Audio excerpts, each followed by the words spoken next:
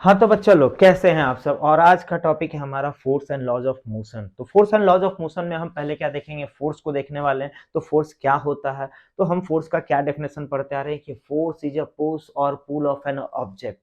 हाँ ये बिल्कुल सही है, लेकिन अब हम सीनियर क्लास में आ गए हैं, नाइन्थ में आ गए हैं, तो इतना डेफिनेशन लिखना हमारे लिए बिल्कुल सही नहीं है। तो पूरा डेफिनेशन क्या है इसे यहाँ पर देखो, और इसे हम समझते हैं। A force is a push और पुल विच चेंजेस और tends to change the state of rest और of uniform motion, direction of motion और the shape and size of a body.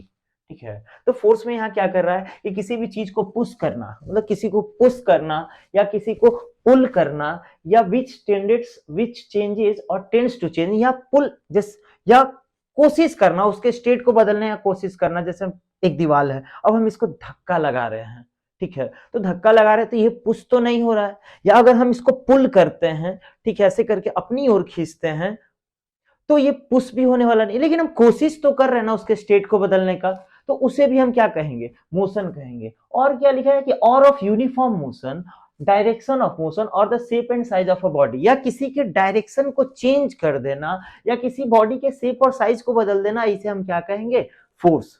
तो फोर्स क्या है आप लोग सब कुछ समझ गए। फिर से एक बार बताते हैं कि फोर्स क्या होता है, किसी भी चीज को पुश करना या पुल करना या उसके स्टेट को बदलने का कोशिश करना। जैसे वो रेस्ट में है तो उसको मोशन में लाने का कोशिश करना, या मोशन में है तो उसको रेस्ट में लाने का कोशिश करना, या उसके डायरेक्शन को बदलना या उसके शेप और साइज को बदलना, इसे हम क्या कहेंगे, तो फोर्स कहेंगे बच्चों।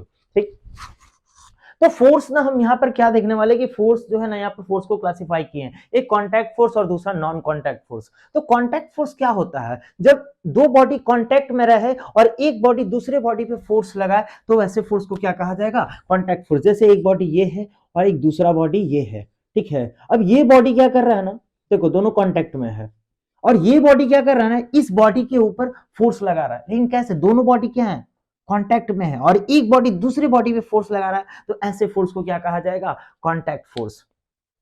नॉन कांटेक्ट फोर्स क्या होता है, जैसे एक बॉडी ये है, दूसरा बॉडी ये है, और ये बॉडी जो है ना, इस बार ये बॉडी जो है इस बॉडी को अपनी अपनी ओर क्या कर रहा है, इसको पुल कर रहा है, लेकिन बिना फिजिकल कांटेक्ट का, इनके बीच में कोई फिजिकल कांटेक्ट नहीं है, लेकिन फिर भी ये बॉडी क्या कर रहा है, इस बॉडी को अपनी ओर खींच रहा है और ये खींचा चला जा रहा है इस बॉडी के पास। तो ऐसे फोर्सेस को हम क्या कहते हैं, नॉन कांटेक्ट फोर्स। ठीक, तो कांटेक्ट फोर्स हम लोग समझ गए कि एक बॉडी दूसरे बॉडी के फिजिकल कांटेक्ट में रहेगा तो फोर्स लगाया, तो ऐसे फोर्स को हम कांटेक्ट फोर्स कहेंगे। और नॉन कांटेक्ट फोर्स क्या होगा कि एक बॉडी दूसरे बॉडी पे फोर्स लगाएगा लेकिन बिना फिजिकल कांटेक्ट के।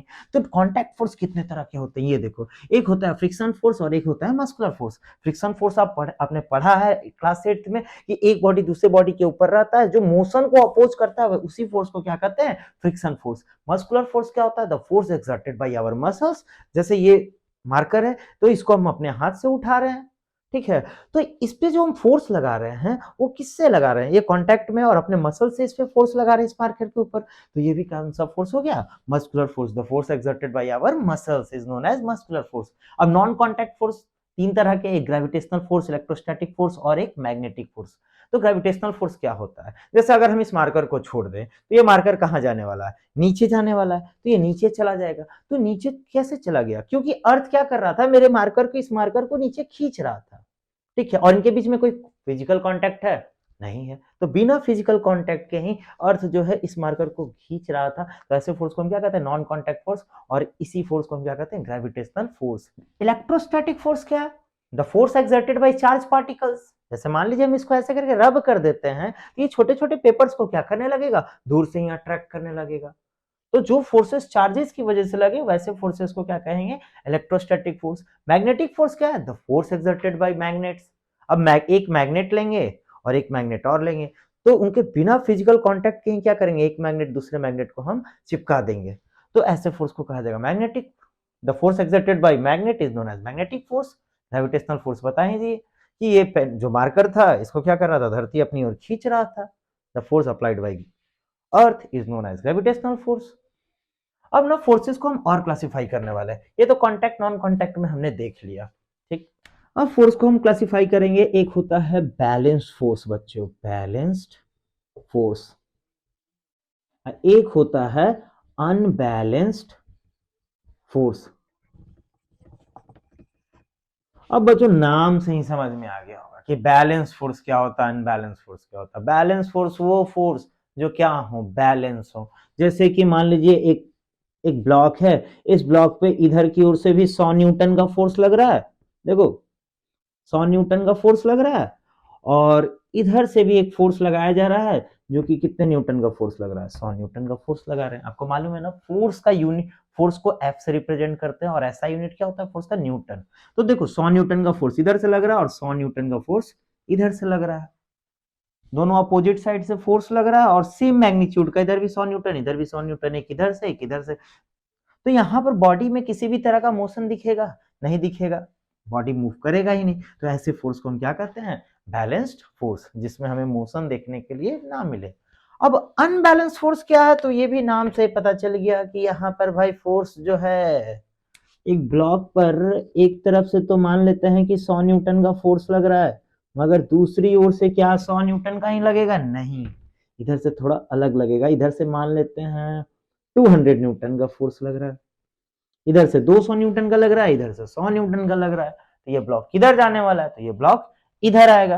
क्योंकि मान लीजिए फोर्सेस को हम अगर मान लेते हैं नेट फोर्स निकालते हैं, तो मान लीजिए कि 200 में से 100 माइनस करेंगे तो क्या आने वाला है, 100 न्यूटन। यानी कि 100 न्यूटन का जो इंपैक्ट फोर्स है वो किधर की ओर आएगा, इधर की ओर आएगा, मतलब ऑब्जेक्ट हमारा इधर मूव करेगा। तो अनबैलेंस फोर्स में हमको क्या देखने को मिला, मोशन देखने को मिला। तो अनबैलेंस्ड फोर्स हमारा क्या ऐसा फोर्स होता है कि जहां पर हमारा नेट फोर्स क्या हो, जीरो के अलावा है। जैसे इसमें नेट फोर्स हमारा बैलेंस फोर्स, नेट फोर्स क्या था, इधर से भी 100 न्यूटन लग रहा था और इधर से भी 100 न्यूटन लग रहा था बैलेंस फोर्स में। तो यहाँ पर नेट फोर्स अगर हम निकाल लेते हैं, मान लेते हैं F1 माइनस F2, तो क्या आ गया था, जीरो, क्योंकि 100 माइनस 100 क्या आया था मेरा, जीरो ही होगा। इधर जब अनबैलेंस फोर्स का देखते हैं, मान लीजिए ये F2 है और ये F1 है, तो मान लीजिए F2 माइनस F1 करते हैं तो क्या आ जाएगा, 200 माइनस 100, यानी रिजल्टेंट फोर्स क्या आ गया हमारा, 100 न्यूटन। अगर रिजल्टेंट फोर्स जीरो है और जहां पे हमें मोशन देखने को ना मिले, तो ऐसे फोर्स को हम बैलेंस फोर्स कहेंगे। और जहां पर हमारा रिजल्टेंट फोर्स जीरो के अलावा कुछ हो और मोशन देखने को मिले, तो ऐसे फोर्स को हम कहते हैं अनबैलेंस्ड फोर्स। तो बच्चों अब आगे बढ़ते हैं।